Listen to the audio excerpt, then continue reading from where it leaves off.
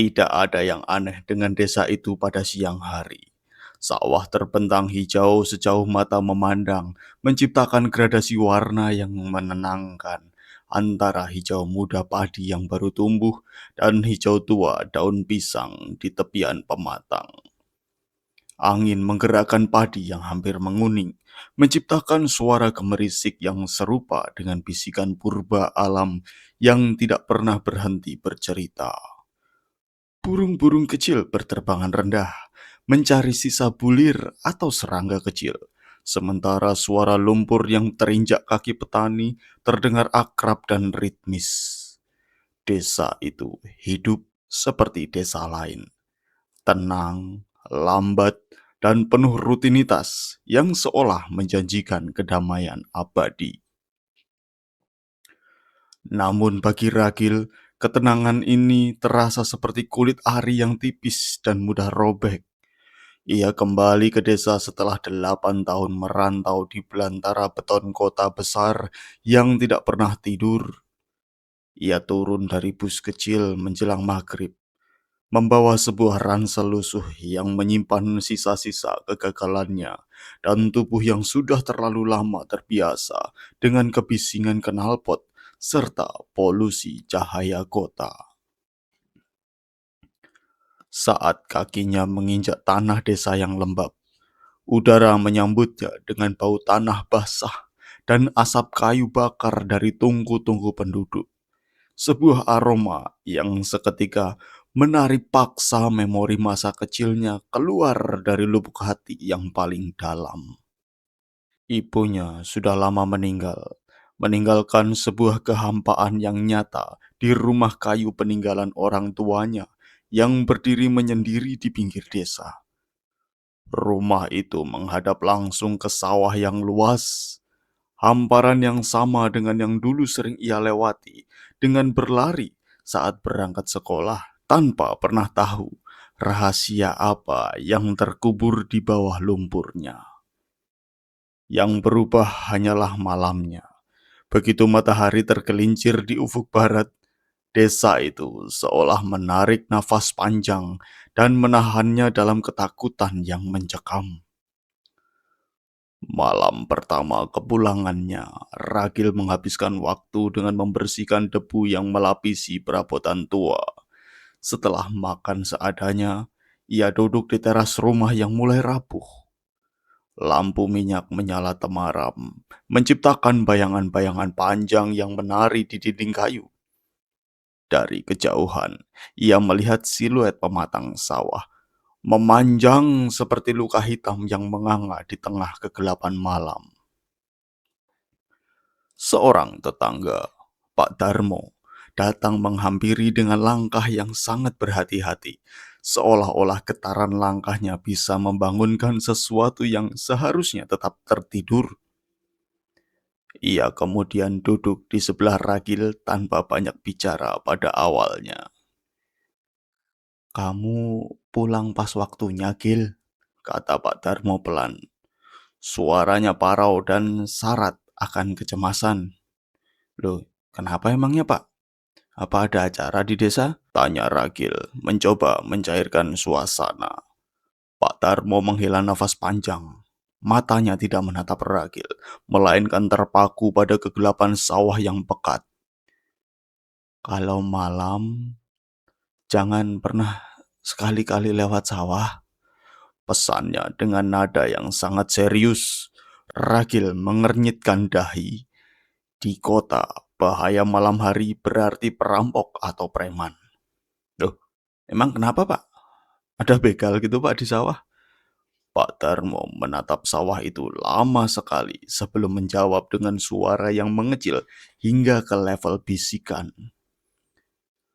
"Ada pocong berdiri di tengahnya." Ragil tertawa kecil.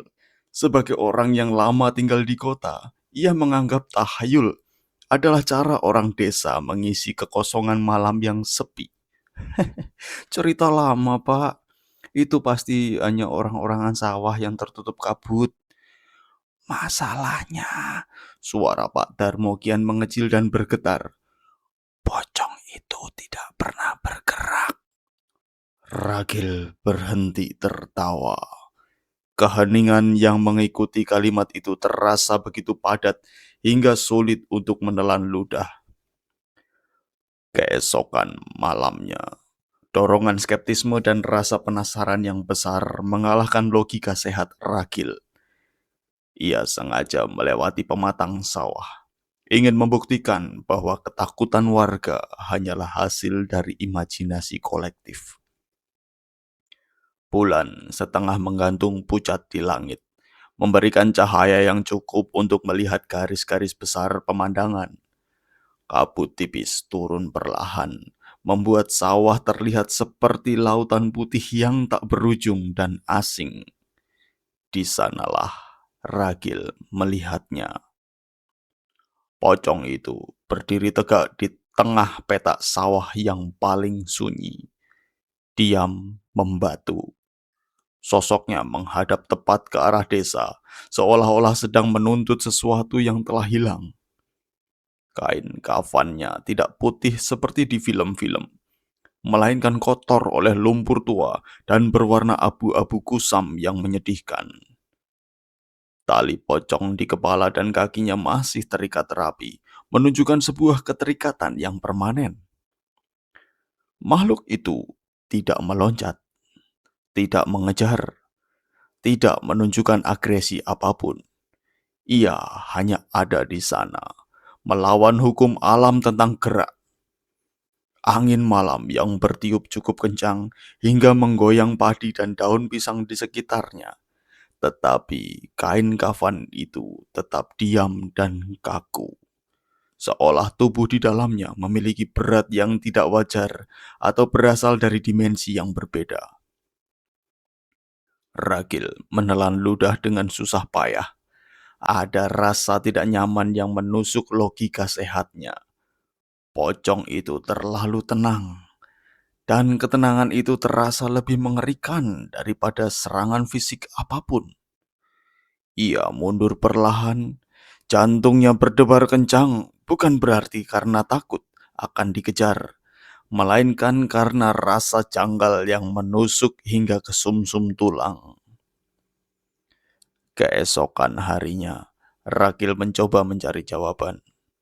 Ia bertemu Bu Siti di dekat sumur tua yang berlumut. Bu Siti menatapnya dengan pandangan yang aneh, seolah-olah ia sedang menatap hantu dari masa lalu. "Itu bukan hantu," kata Bu Siti tiba-tiba. Suaranya serak. Ragil menoleh cepat. "Lah, maksudnya? Terus kalau bukan hantu, apa dong?" Bu Siti menatap sawah dengan mata yang mulai berkaca-kaca. "Itu orang yang ditinggal." "Ditinggal siapa?" "Ditinggal hidupnya." Kalimat itu menggantung tanpa penjelasan lebih lanjut, meninggalkan Ragil dalam kabut ketidaktahuan yang kian pekat. Seiring berjalannya hari, Ragil mulai mendengar kepingan cerita yang selama ini terkunci rapat dalam rapat-rapat desa yang rahasia. Cerita itu tentang seorang pemuda bernama Wiryo, seorang yatim piatu yang tidak memiliki siapapun kecuali sawah kecil warisan ayahnya. Wiryo adalah pekerja keras yang malang. Tragedi bermula saat Wiryo dituduh mencuri hasil panen dan fitnah melakukan santet karena beberapa petani lain mengalami kegagalan panen yang tidak wajar.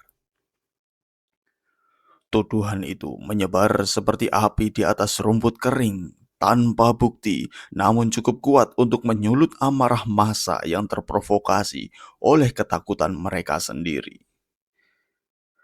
"Dia menghilang begitu saja," kata Pak Sastro, kepala dusun, saat Ragil mencoba bertanya. Pak Sastro menatapnya tajam, sebuah tatapan yang memerintahkan kepatuhan. "Sudah lama, jangan diungkit-ungkit lagi. Desa ini butuh tenang."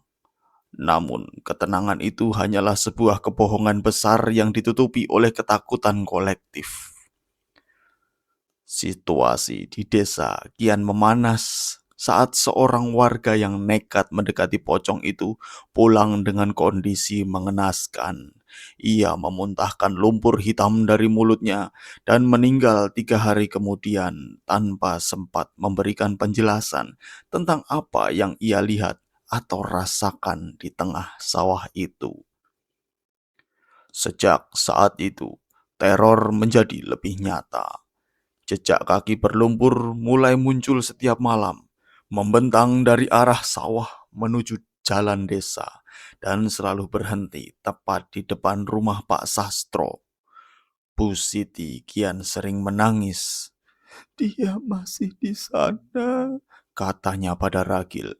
"Masih terikat, masih sadar." Ragil yang kian muak dengan rahasia ini mulai menggali informasi sendiri hingga akhirnya ia mendengar pengakuan mengerikan dari seorang lelaki tua yang dihantui rasa bersalah. Malam itu, amarah warga meledak seperti api yang disiram bensin. Tidak ada pertanyaan, tidak ada pengadilan, tidak ada satupun yang mencoba menghentikan. Pukulan datang bertubi-tubi, kayu, bambu, dan kepalan tangan menghantam tubuh Wiryo tanpa jeda. Ia jatuh, bangkit, lalu jatuh lagi, hingga akhirnya tubuhnya tergeletak tak bergerak di lumpur sawah yang dingin. Darah bercampur tanah, mengalir pelan mengikuti lekukan pematang. Nafasnya tersenggal, pendek, nyaris tak terdengar. Mata setengah terbuka, pandangannya kabur. Namun bagi masa yang sudah kehilangan nalar, itu cukup untuk disebut kematian. Tanpa menunggu fajar, tanpa doa, mereka menyeret tubuh Wiryo ke tengah sawahnya sendiri, tempat yang setiap hari ia rawat dengan susah payah. Kafan darurat dililitkan dengan kasar. Kain putih itu ditarik terlalu kencang. Simpul-simpul yang menekan dada dan leher membuat nafasnya semakin tercekik. Tangan dan kaki diikat, bukan untuk menghormati jenazah, melainkan agar tubuh itu tidak merepotkan. Lubang digali tergesa-gesa, sekop-sekop menghantam tanah basah, menciptakan suara berat yang bergaung di malam yang sunyi. Ketika tubuh Wiryo dijatuhkan ke dalam liang, ada suara lirih, entah erangan, entah teriakan nafas terakhir yang diabaikan begitu saja. Tanah pertama jatuh mengenai wajahnya, dingin, basah, berat. Butiran lumpur masuk ke hidung dan mulutnya. Dadanya bergetar hebat dalam balutan kafan yang menekan, berusaha mencari udara yang tidak lagi ada. Namun suara itu tenggelam oleh deru sekop dan nafas orang-orang yang ingin segera pergi. Sedikit demi sedikit, tubuhnya terkubur hidup-hidup di sawah yang seharusnya menjadi sumber kehidupannya. Ragil membungkuk di pematang saat bayangan itu menyusup ke pikirannya. Tenggorokannya perih, perutnya berontak, ia muntah. Tubuhnya gemetar, bukan hanya karena jijik, melainkan karena sadar bahwa penderitaan itu tidak pernah selesai. Sosok itu tidak pernah benar-benar mati, dan karena itu ia tidak bisa disebut bangkit dari kubur. Ia hanya tidak pernah pergi. Malam konfrontasi pun tiba. Ragil mendatangi Pak Sastro bersama warga yang masih memiliki hati nurani. Di bawah tekanan, Pak Sastro akhirnya mengaku bahwa mereka menyingkirkan Wiryo untuk mengambil alih sawahnya demi ketertiban desa. Saat itu juga, langit seakan pecah oleh guntur dan angin kencang menerpa sawah. Ragil meninggalkan Pak Sastro dan warga lainnya menuju sawah tempat pocong itu sering muncul. Langit menggantung rendah, seolah awan-awan sengaja diturunkan agar menekan desa dari atas. Tidak ada bintang. Bulan pun tertutup kabut tebal dan bergerak pelan seperti nafas orang sakit. Angin berhembus lebih dingin dari biasanya, membawa bau lumpur dan padi yang busuk. Ragil berdiri di pematang sawah sendirian. Di depannya, pocong itu masih berdiri di tempat yang sama, tidak bergeser sejengkal pun sejak pertama kali ia melihatnya. Kain kafannya kini tampak lebih gelap, seolah menyerap malam. Tali di kepala dan kaki masih terikat kuat, membentuk simpul yang tidak pernah dibuka sejak bertahun-tahun lalu. Ragil menatapnya lama. "Apa kamu masih ingat rasanya dikubur hidup-hidup?" Gumamnya pelan, hampir seperti doa. Angin tiba-tiba berhenti. Keheningan yang menyusul terlalu pekat.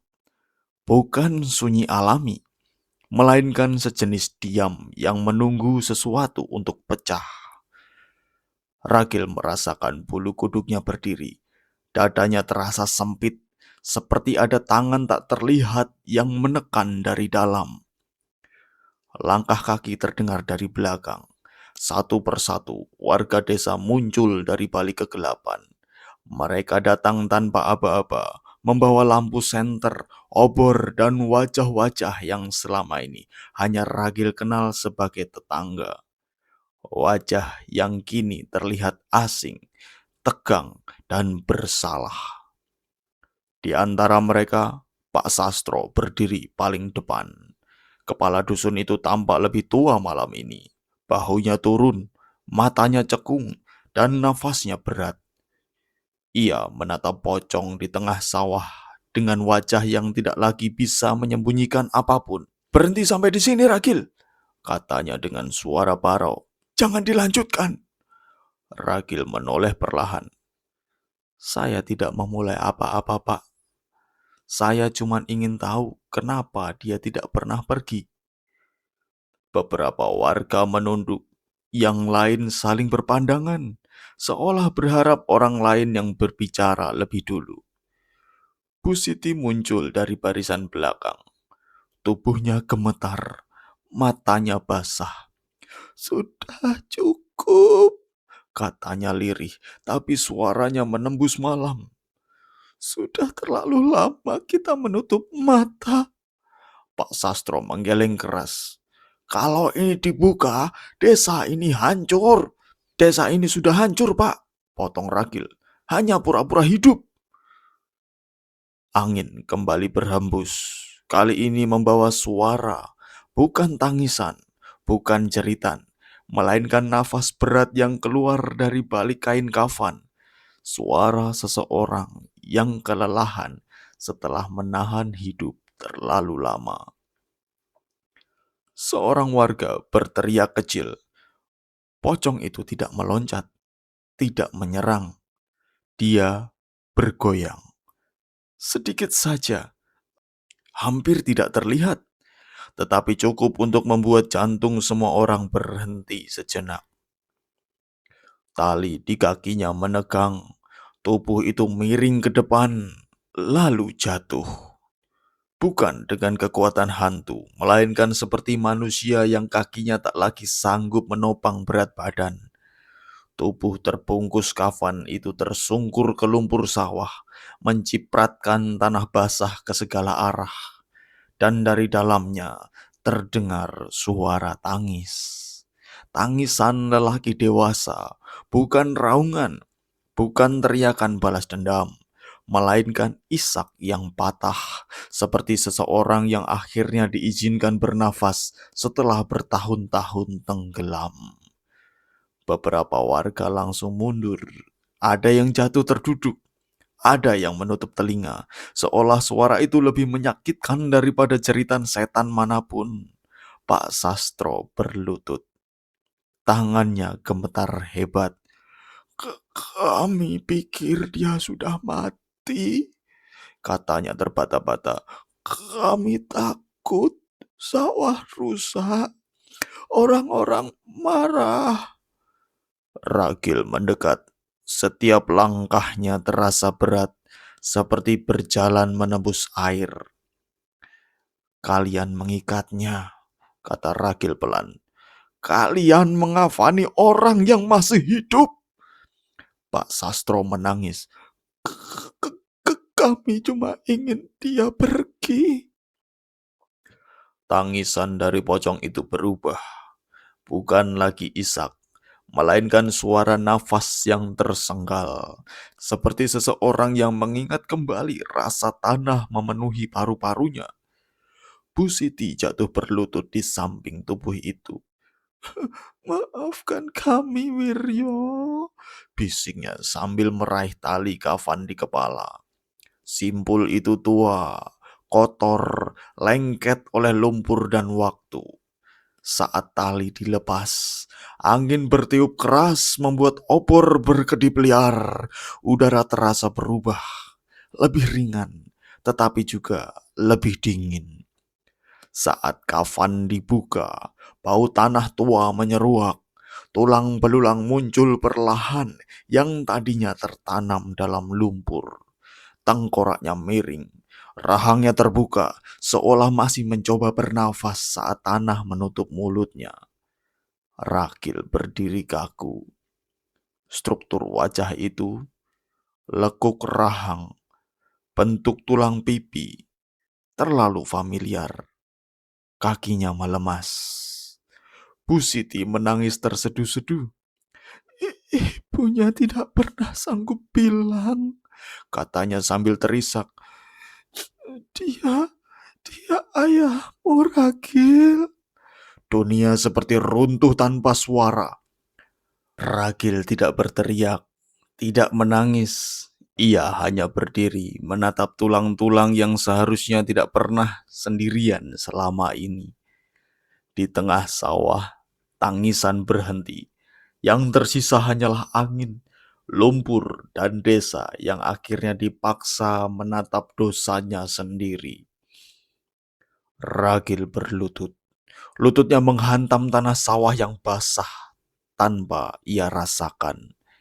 Yang ia rasakan hanyalah dada yang seperti diremas dari dalam, nafas yang terputus-putus, dan pandangan yang bergetar oleh air mata yang tak sempat jatuh.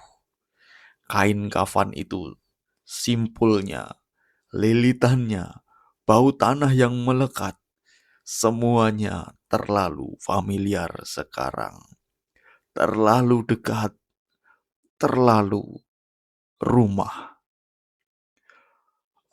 Ayah. Suara itu keluar tanpa ia rencanakan. Pecah, nyaris tak berbentuk kata. Ingatan menghantamnya bertubi-tubi. Ayah yang pulang dengan kaki penuh lumpur. Ayah yang selalu menyisihkan nasi terakhir untuknya. Ayah yang malam itu tidak pernah kembali.